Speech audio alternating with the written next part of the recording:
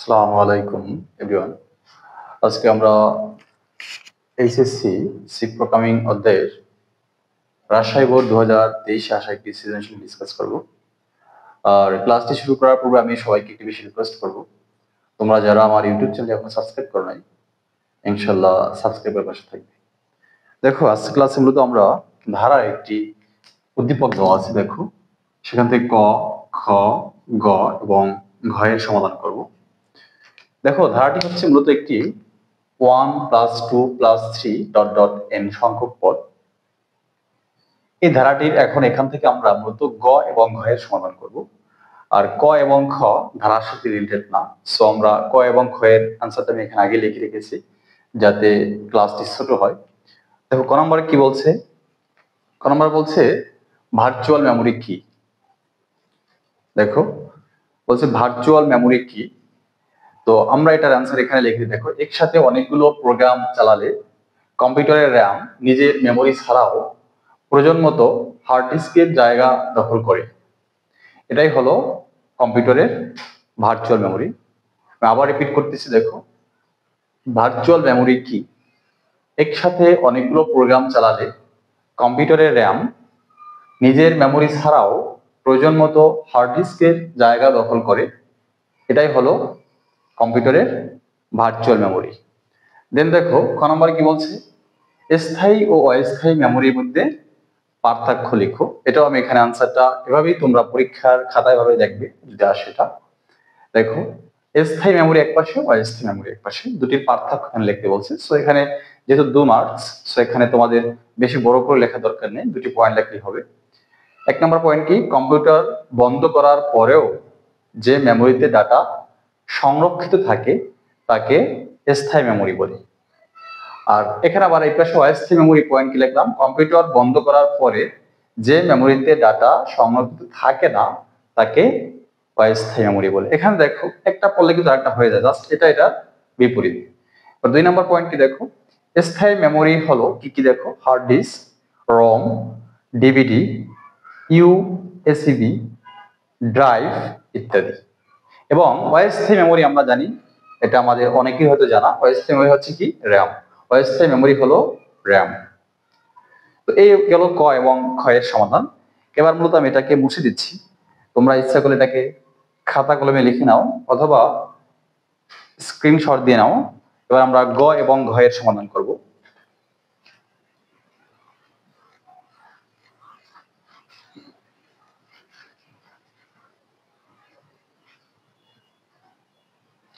দেখো, গ নম্বরে কি বলছে?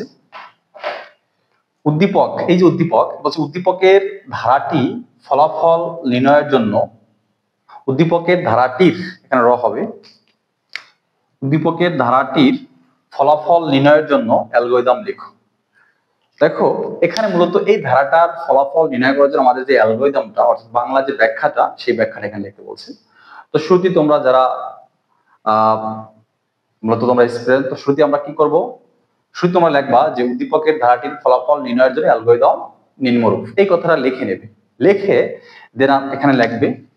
দেখো, গ নম্বর আমি এটাকে লিখছি না বাংলা লেখাটা। প্রথমে লিখবে ধাপ 1। ধাপ 1, দেখো ধাপ 1-এ আমরা জানি শুরুতেই আমাদের কি করতে হয়? প্রোগ্রাম রান করতে হয়, শুরু করতে হয়, প্রোগ্রামকে শুরু করবে, স্টার্ট করতে হয়। সো লিখবো, আমরা বাংলায় লিখি প্রোগ্রাম শুরু করি। প্রোগ্রাম শুরু করি। এখানে একটা মজার বিষয় কি? দেখো, এই ধারার ক্ষেত্রে যত অঙ্ক আছে তুমি শুধু একটা প্যাটার্ন মনে রাখবে, অর্থাৎ অ্যালগরিদমের জন্য একটা প্যাটার্ন, সি প্রোগ্রামের জন্য একটা প্যাটার্ন, দেন ফ্লো চার্টের জন্য একটা প্যাটার্ন। এই 3টা প্যাটার্ন মনে রাখলে তোমার ধারা নিয়ে ধারা রিলেটেড যত কোশ্চেন থাকবে ইনশাআল্লাহ সবগুলো আনসার তুমি করতে পারবে। সেই ক্ষেত্রে এই যে অ্যালগরিদমের যে প্যাটার্নটা, এটা মনে রাখবে ইনশাআল্লাহ। দেখো, প্রথমে ধাপ 1-এ আমরা কি করি? প্রোগ্রাম শুরু করি। তারপর লাগবে ধাপ 2-তে। দেখো, ধাপ 2, ধাপ 2-তে কি করব? দেখো, প্রোগ্রামের ধারাটির ইনপুট হিসেবে আমরা n এর মান গ্রহণ করব, অর্থাৎ লাস্টে যে সংখ্যাটা থাকবে ওইটা আমরা ইনপুট হিসেবে ওইটার মান গ্রহণ করব।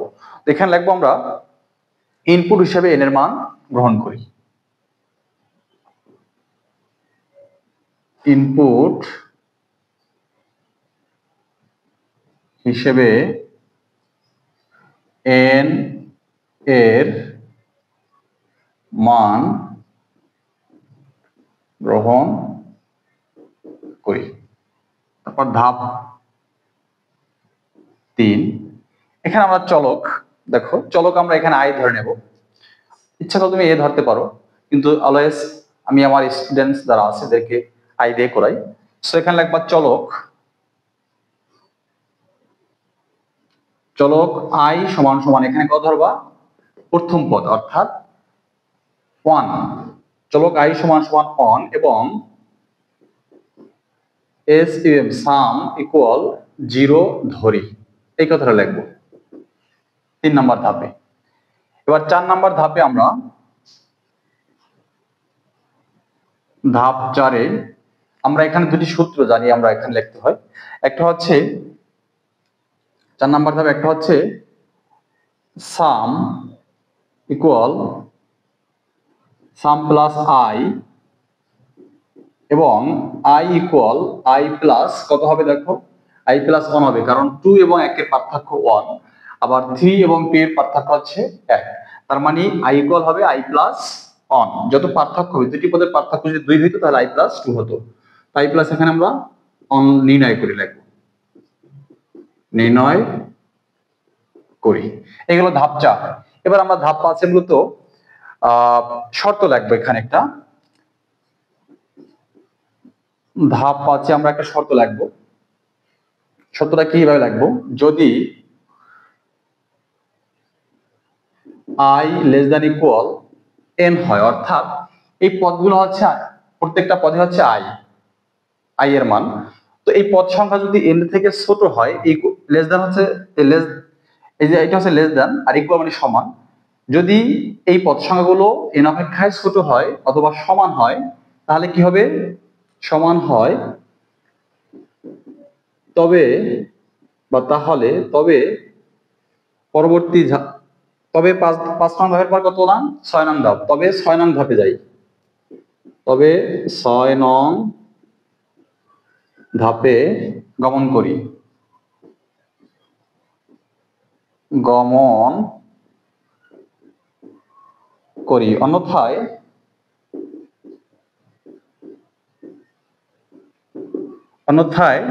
4 নং ধাপে ফিরে যাই, 4 নং ধাপে ফিরে যাই। দেখো এখানে লেখাটা কি লিখলাম, যদি i less than equal n হয়, অর্থাৎ এই পদ সংখ্যা যদি n অপেক্ষায় ছোট হয় n এর মান থেকে অথবা n এর সমান হয়, তবে আমরা 6 নং ধাপে যাব। আর যদি সেটা না হয় তাহলে আমরা কি করব, পুনরায় আবার 4 নং ধাপে ফিরে যাব। এখানে ডেফিনেটলি সবসময় ছোটই হবে, আমাদের 6 নং ধাপে ফিরে যেতে হয় না। এবার আমরা ধাপ 6-এ আমরা লিখবো, এখানে যোগফল প্রিন্ট করে না লিখে আমরা লিখবো ফলাফল প্রিন্ট করি, তাহলে আমাদের সবগুলো অঙ্কের ক্ষেত্রে একটা লেখালেখি হবে, সেটা কি ফলাফল প্রিন্ট করি। সেখানে লিখবো আমরা ফলাফল প্রিন্ট করি, এখানে যোগফল না লিখে লিখবো আমরা ফলাফল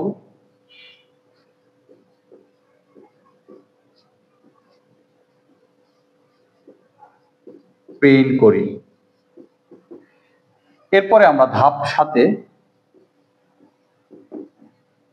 7-এ কি করব, প্রোগ্রাম শেষ করব এবং প্রোগ্রাম শেষ করি।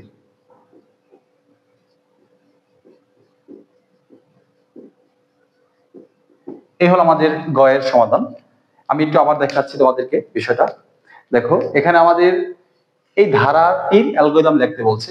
সো শুধু ধারা এটা না, এরকমের ধারা যত ধারার অঙ্ক আছে বা যত ধারার সি প্রোগ্রাম আছে বা উদ্দীপক আছে, সবগুলোর ক্ষেত্রে অ্যালগরিদম একই প্যাটার্ন হবে, তুমি একই প্যাটার্ন লিখবে। সেক্ষেত্রে যারা প্রথমে একটু এখানে সৃজনশীল করতেছো তোমাদের জন্য একটু টাফ হতে পারে, কিন্তু যারা বেসিক ক্লাসগুলো করছো তাদের জন্য অবশ্যই এটা একটা ইজি বিষয়। তো শুরুতে আমাদের কি করতে হয়, ধারার ক্ষেত্রে সকল প্রকার ধারার ক্ষেত্রে প্রোগ্রাম কি করতে হয়, শুরু করতে হয়। তারপর ইনপুট হিসাবে আমরা লাস্টে যে সংখ্যাটা থাকবে, অর্থাৎ লাস্টে আছে n, ইনপুট হিসাবে আমরা n এর মান গ্রহণ করলাম।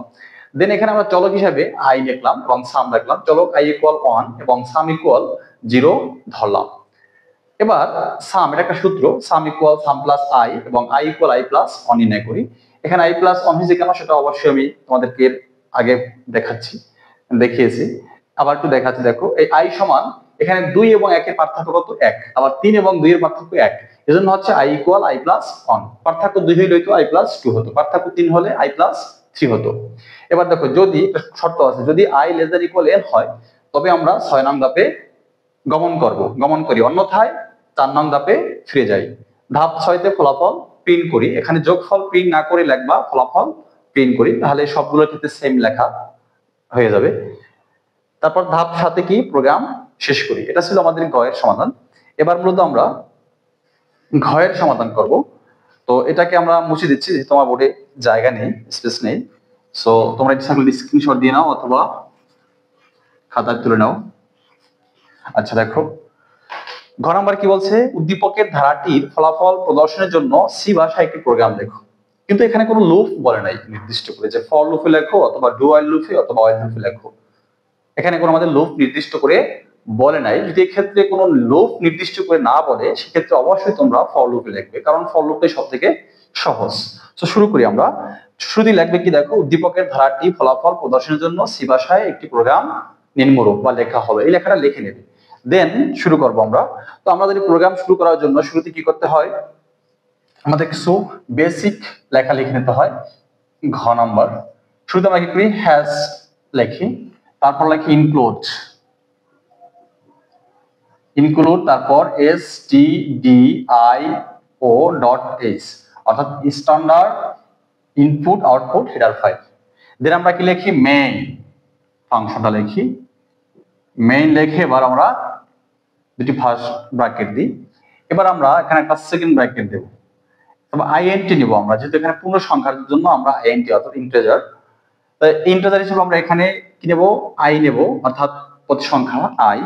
তারপর হচ্ছে এখানে ক্যাপিটাল এন আছে, আমরা এখানে ক্যাপিটাল নিয়ে নিলাম যেহেতু এখানে ক্যাপিটাল এন। তারপর হচ্ছে সাম ইকুয়াল কি নেব, এসইউএম, সাম ইকুয়াল এখানে আমরা 0 নেব শুরুতে, অর্থাৎ যোগফল শুরুতে কিছু না থাকলে আমরা এটাকে কি করব, 0 নেব। এবার আমরা প্রিন্ট লিখবো, অর্থাৎ পিআরআইএনটি প্রিন্ট ফাংশন। তারপর আমরা এখানে লিখবো enter the value of N, অথবা সরাসরি আমরা এখানে ডাইরেক্ট এন লিখে দেবো, আমাদের পেঁচানোর দরকার নাই, এখানে ডাইরেক্ট এন লিখে দেবো, অর্থাৎ এন এর মান সোজা কথা। আবার একটা সেমিকোলন দেবো। দেন এটাকে আমরা কি করব, স্ক্যান করব। স্ক্যান করলে কি হবে, কিবোর্ড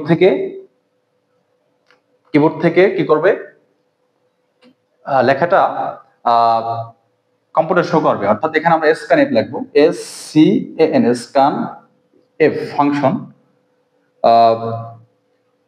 এখানে কি লিখবো আমরা, এখানে লিখবো %d, তারপর একটা ইনভাইট করে আটকাবো। দেন এখানে একটা কমা দেবো, তারপর লিখবো এন্ড, তারপর এই যে এন লিখছে না, এই এনটা এখানে লিখবো, তারপর এখানে একটা সেমিকোলন। দেখো এই লেখাটা এতটুকু লেখা প্রত্যেকটা, এই 1 লাইন 2 3 4 5 6, এই লেখাটা প্রত্যেকটা জন্য সেম হবে। এর আগের ক্লাসও আমরা অন্য বোর্ডে একটা সৃজনশীল করাইছিলাম, সেখানেও কিন্তু এরকমের লেখা আমাদের লিখতে হয়েছে। এবার আমরা লুপের কাজ করব, অর্থাৎ ফর লুপ ইউজ করব। এখানে FOR ফর। এখানে ফর লুপের ক্ষেত্রে আমরা দেখো, ফর লুপের ক্ষেত্রে আমরা মূলত এখানে 3টি জিনিস লিখবো। প্রথমে লিখবো আই ইকুয়াল, দেখো আই সমান সমান প্রথম পদ সংখ্যা অন, তারপরে দেখো আই সমান সমান অন, তারপর হচ্ছে এখানে আমরা শর্তটা দেবো। এখানে শর্তটা কি ছিল, আমরা যে গ নাম্বার করে আসছি ভাবে আই লেস দ্যান ইকুয়াল, এভাবে ছিল লেস দ্যান ইকুয়াল এন, এখানে একটা সেমিকোলন দিতে হবে। তো I less than equal N, আবার একটা সেমিকোলন, তারপর আই এর মান বাড়ছে কত করে, আই প্লাস অন, কিন্তু এখানে কোনো সেমিকোলন দেওয়া যাবে না। এবার আমরা ফাংশনটাকে প্রিন্ট করব, এখানে আমরা যোগফল নির্ণয় করবো, যেহেতু সামের সূত্র লিখবো। তো এখানে ইচ্ছা করলে সেকেন্ড ব্র্যাকেট দেওয়া যায়, আমি না দিয়ে করাচ্ছি, দিলেও হয় না দিলেও হয়, তো আমি আর দিচ্ছি না। এখানে দেখলে আবার সাম ইকুয়াল সাম প্লাস আই, তারপর এখানে একটা সেমিকোলন দেবে। সেমিকোলন দেওয়ার পরে আমরা ফাংশনটাকে প্রিন্ট করব। আমি একটা কথা বলি, এখানে সেকেন্ড ব্র্যাকেট দিয়ে করা যায়, আমি করাচ্ছি না, এখানে না দিলেও হয় দিলেও হয়। তো এখানে আমরা প্রিন্ট করব PRINT প্রিন্ট ফাংশন, এখানে সেম পার্সেন্টেজ ডি লিখবো, এখানে ইনভার্ট কমা, তারপর লাগবে এখানে কমা দেবো, তারপর লিখবো সাম, যেহেতু আমরা যোগফল নির্ণয় করবো এখানে সেমিকোলন, দেন রিটার্ন লাগবো RETU আর রিটার্ন 0, এখানে একটা সেমিকোলন, তারপর সেকেন্ড ব্র্যাকেট।